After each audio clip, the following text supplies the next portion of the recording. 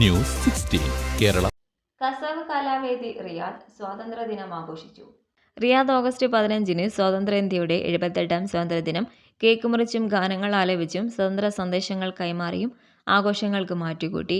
കലാ, സാമൂഹ്യ, സാംസ്കാരിക സേവന രംഗത്തെ പ്രവർത്തനങ്ങൾക്ക് സലീം ആർത്തിയിലിനും അസീസ് അൻസറിനും ആദരവ് നൽകി.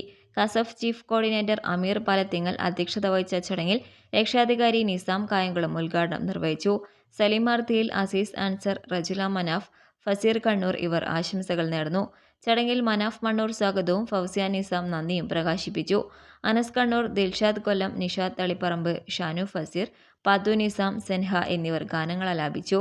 ഖദീജ അമീർ, നുസൈബ നിഷാദ്, ബിലാൽ നിസാം, നസീറ അസീസ്, സെറീന ഫസീർ എന്നിവർ നേതൃത്വം നൽകി. സെപ്റ്റംബർ 5-ന് വ്യാഴം ഡി പാലസ് ഓഡിറ്റോറിയം ബദ്ഹയിൽ കസവ് സെലിബ്രേഷൻ വർണ്ണശബളമായ കലാവിരുന്നോടുകൂടി നടക്കുമെന്ന് ഭാരവാഹികൾ അറിയിച്ചു. Report Majeed KP, 16 news 16 Riyadh. പക്ഷമില്ല, വിവേചനമില്ല. നേരിനൊപ്പം, നാടിനൊപ്പം, നാട്ടുകാർക്കൊപ്പം. News 16 Kerala channel.